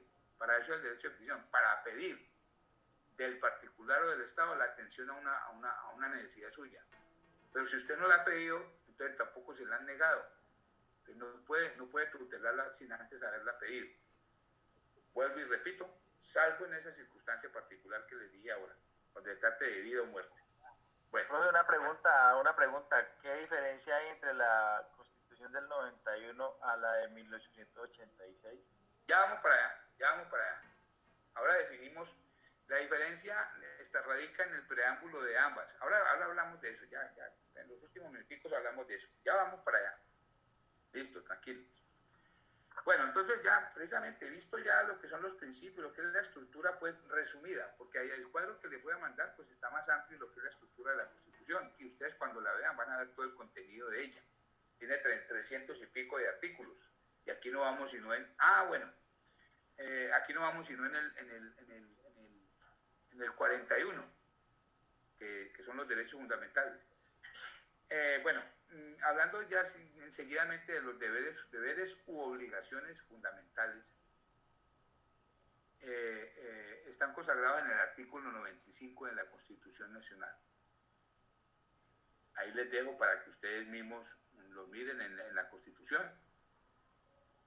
Y lo otro sería las garantías constitucionales, que como lo dije al principio, son las herramientas que el Estado a través de la Constitución le otorga a usted para que defienda sus derechos, para que no se los vaya a violar a nadie, ante el Estado, ante el gobierno o ante el particular. Garantías constitucionales. Esas son las herramientas para la defensa de los derechos. Ahí los van a encontrar en la Constitución. No hay problema. Cualquier duda la aclaramos.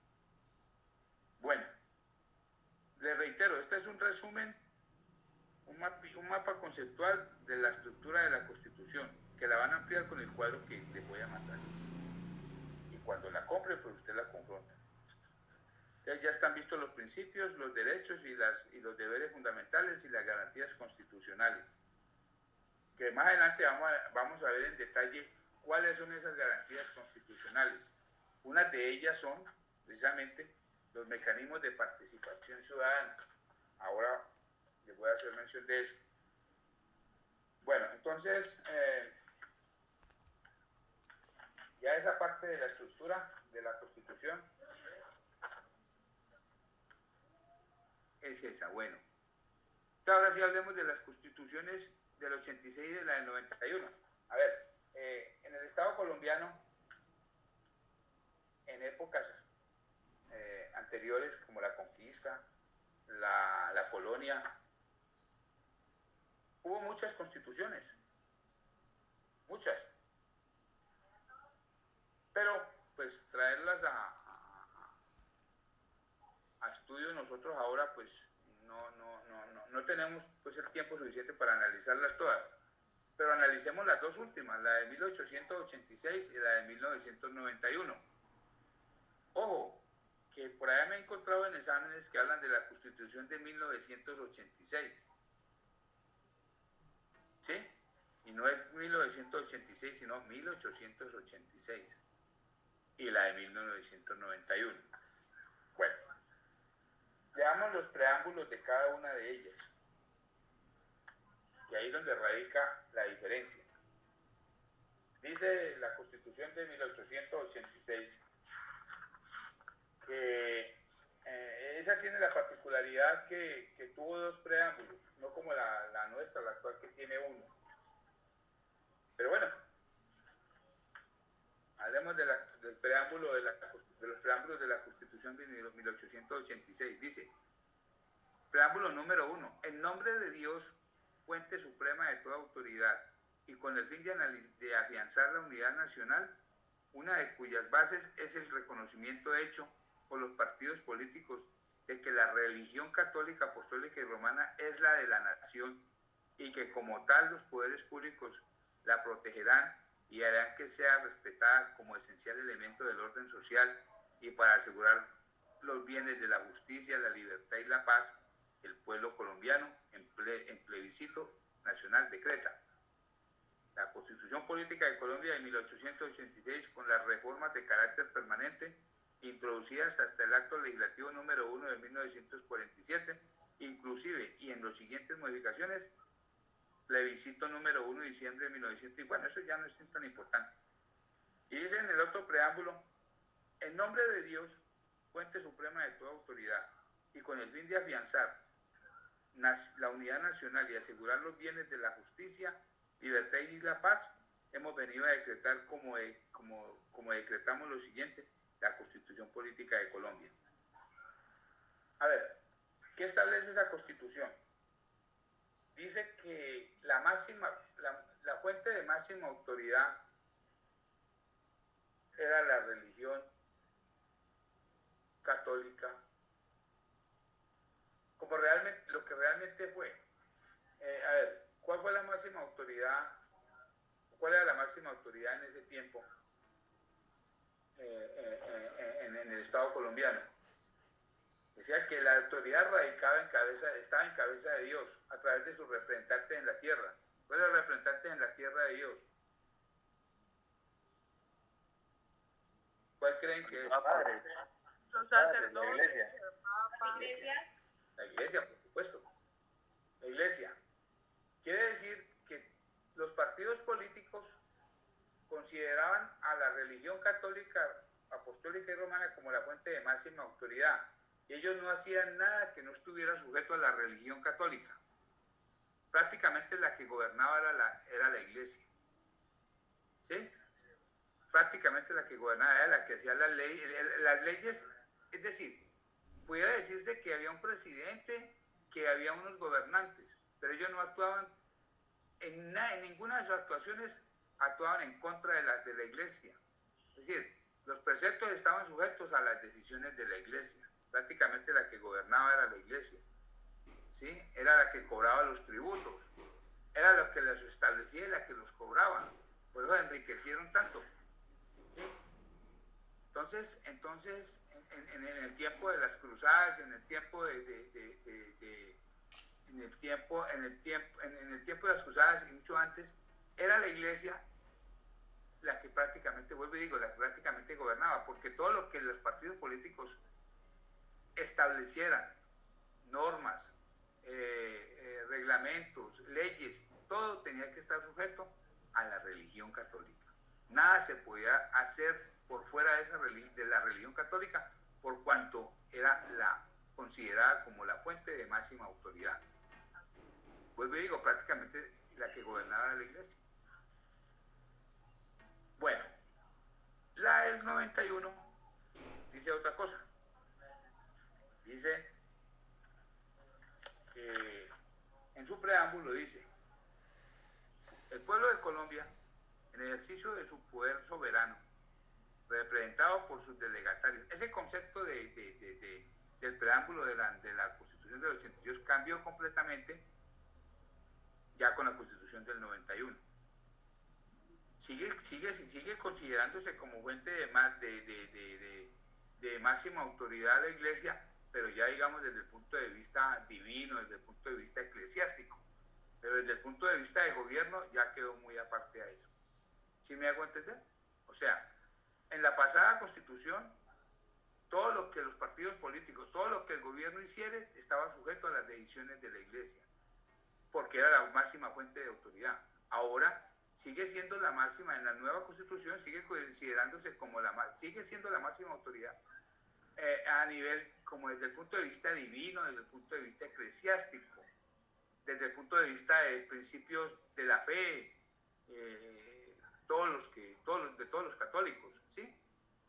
Pero como para gobernar ya quedó muy aparte. Ya el gobierno ejerce su poder público para lo cual fue elegido, independientemente de lo que pueda pensar la iglesia o lo que pueda hacer la iglesia.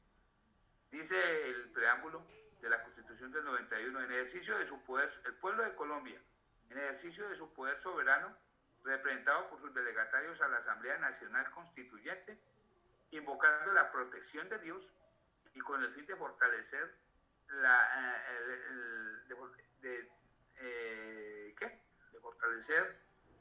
perdón, es que no leo bien aquí, la nación, y asegurar a sus integrantes la vida, la convivencia, el trabajo, la igualdad, el conocimiento, la libertad y la paz dentro de un marco jurídico democrático y participativo que garantice un orden político, económico y social justo, y sometido a impulsar la integración de la comunidad latinoamericana, decreta, sanciona y promulga la siguiente Constitución Política de Colombia.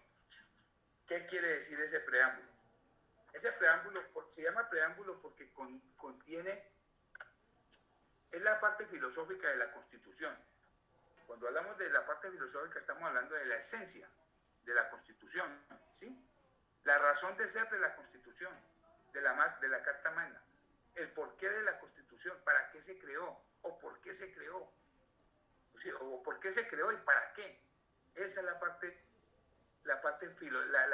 filosófica de la Constitución, es la razón de ser de esa Carta Magna, y es la que está contenida en el preámbulo, es la parte filosófica, o sea, por qué y para qué fue creada la Constitución y por qué fue modificada la del 86. Bueno, a ver, ¿cuál es la diferencia? Me preguntaba quién.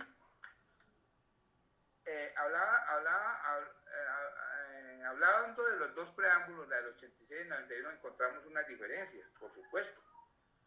Vamos a mirarlas. ¿Cuáles son esas diferencias? Ya le digo. Primero que todo, en la Constitución del 86 se decía que la Constitución del 86 ella consagraba que Colombia era un Estado de Derecho. La del 91 dice que Colombia es un Estado social de derecho. O sea, que encuentran por ahí una diferencia o no, o más de una. Alguien que note por ahí una diferencia o más de una. Ya la voy a decir, pero alguien mencióneme algo. Participemos todos. Cuando hablo de que la Constitución del 86 establece que Colombia es un Estado de Derecho, pero que la del 91 es un Estado social de derecho, ¿qué diferencia encuentran ustedes ahí? Alguien que me mencione algo. Por ahí hay una letra que tiene una connotación importantísima. La diferencia entre las dos. Una letrica. Social. ¿Cuál? La palabra social, ¿no? Claro, por supuesto. Social. La del 86 decía que Colombia es un Estado de Derecho y la del 91 un Estado social de derecho. Social. ¿Por qué? Porque es que en la del 86 los derechos individuales no se tenían en cuenta. Se defendían los derechos colectivos, pero no había participación por parte del pueblo en las decisiones del gobierno. Era lo que ellos decían y lo que ellos establecían y eso era lo que se tenía que hacer. Y no había interés por la parte social. El pueblo se tenía que conformar por lo que ellos establecieran. Pero la del 91 se diferencia en esa parte porque por ese ingrediente que tiene ahí esa palabra social que es inmensamente importante, infinitamente importante. Ya en la del 91, la Constitución del 91 establecemos que Colombia es un Estado, establece que Colombia es un Estado social de derecho. ¿Por qué? Porque el pueblo tiene participación en las decisiones del gobierno. O sea, ya usted puede participar. Que entre otras cosas, decíamos ahora que Colombia es un Estado democrático, pluralista y participativo. Democrático porque usted es libre porque la democracia radica en el pueblo, porque somos libres. Eso pues podríamos decir que,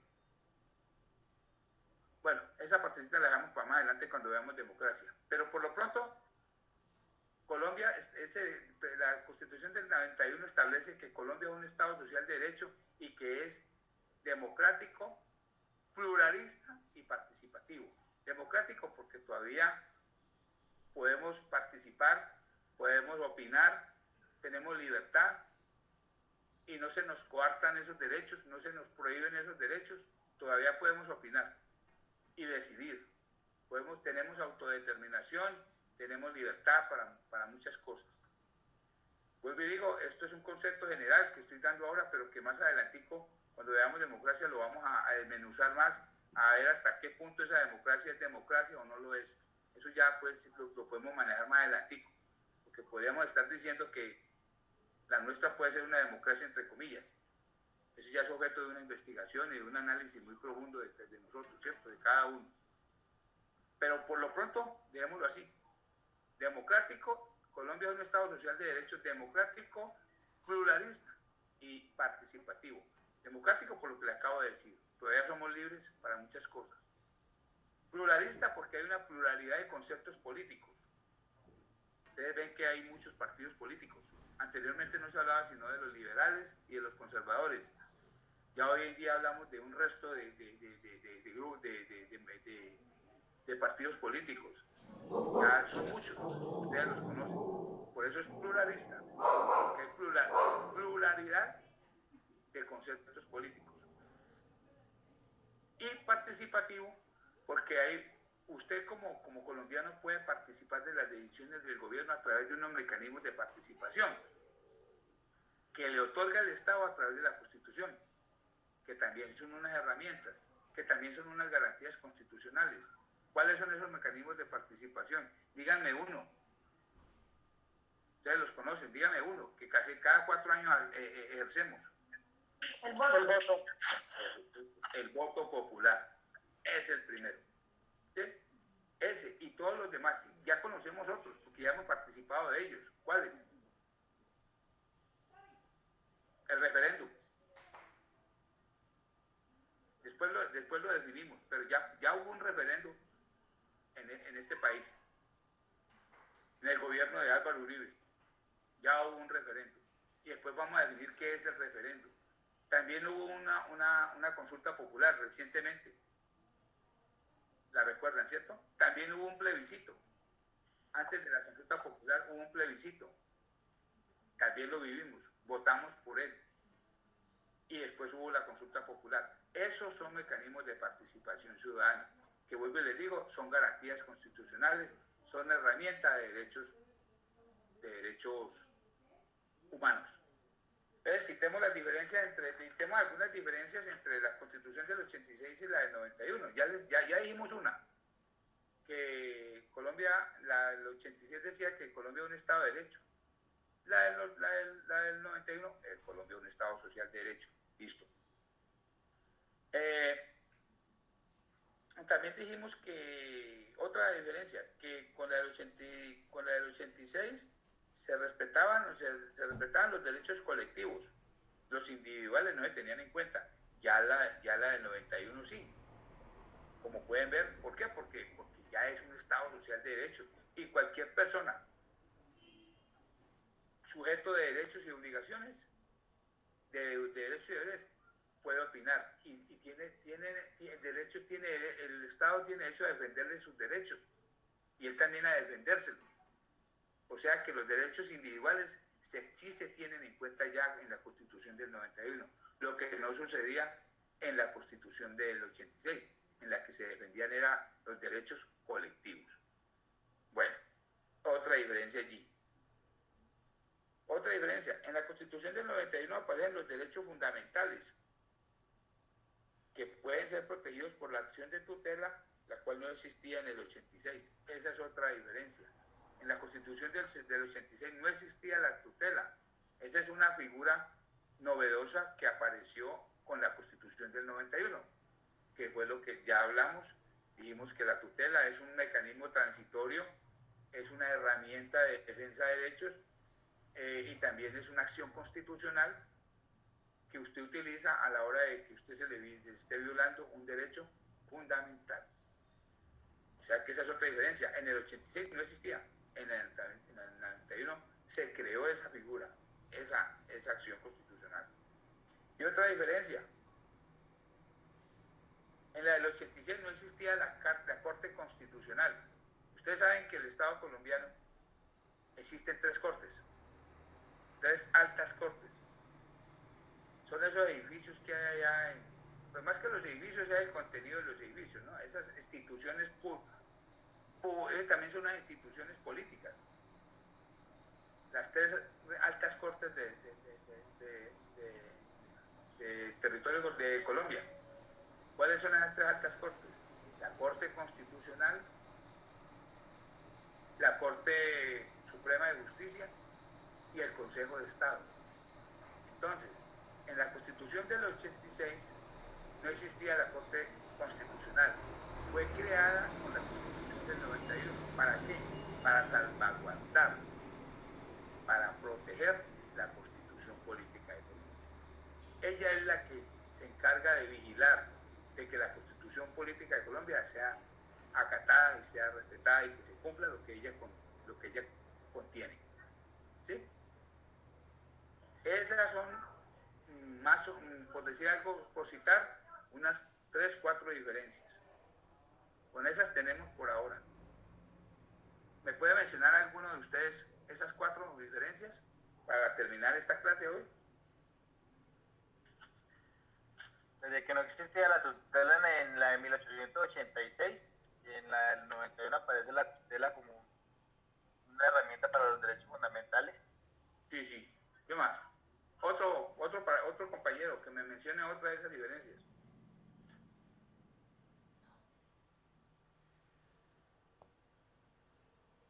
A ver, Angélica, Polina. Que antes los derechos era algo colectivo, ahora ya tiene más participación ciudadana. Sí, pero entonces dilo así. Es eso en esencia, pero dilo. En la del 86 se defendían los derechos colectivamente. En la del 91 se respetan y se defienden los derechos individuales. ¿Sí? Bueno, en esencia es lo mismo que tú dijiste. Bueno, listo. ¿Y Susana qué dice? ¿Cuál otra diferencia establece entre las dos constituciones? Que 1866 no era social, en cambio la del 91 sí. Sí, pero también dilo así, en esta forma. La del 86 establecía que Colombia era un Estado de derecho. La del 91 dice que es un Estado social de derecho. ¿Sí? Sí, profe. ¿Y por qué es social de derecho? Porque Colombia es un Estado social de derecho. Ayúdele a otro compañero. Brian, por ejemplo.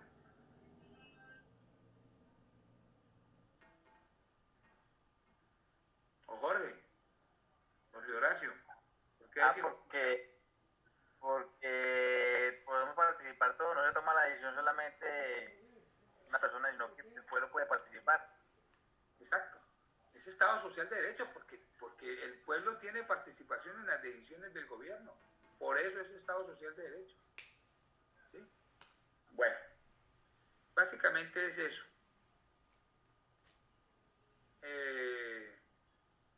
Quisiera escuchar dudas. Quisiera escuchar algunas dudas. Por el momento no creo que existan muchas dudas. Creo que hay que esperar a desglosar un poco más el tema y mirar a ver cómo va evolucionando todo. De pronto ya tratar de esto nomás, ¿no? Básicamente, pues hasta el momento lo que tenemos que hacer, esto que vimos en la clase de hoy es como el preámbulo al curso de instituciones políticas. Es como la entrada, el preámbulo. Ya en la próxima clase vamos a ver, por ejemplo, ya ustedes lo tienen allí en el microcurrículo, vamos a ver qué es derecho, qué es deber, vamos a ver qué es el concepto de nacionalidad y de ciudadanía y nacionalidad, y ya más adelantico vamos a ver lo que es el concepto de persona. Vamos a ver también en la próxima clase, vamos a ver de qué es derecho, qué es deber, qué es persona, concepto de ciudadanía, nacionalidad, y más adelante vamos a ir viendo lo que es la estructura del Estado, ¿sí, no? Pero sí quisiera que por lo menos mientras tanto, si alguna duda tienen de lo que hemos visto, si para la próxima clase, antes de empezar clase, me digan qué dudas tienen para aclararlas de una vez, por favor, porque es que las dudas se aclaran antes de, no después del examen, ¿sí? O del quiz.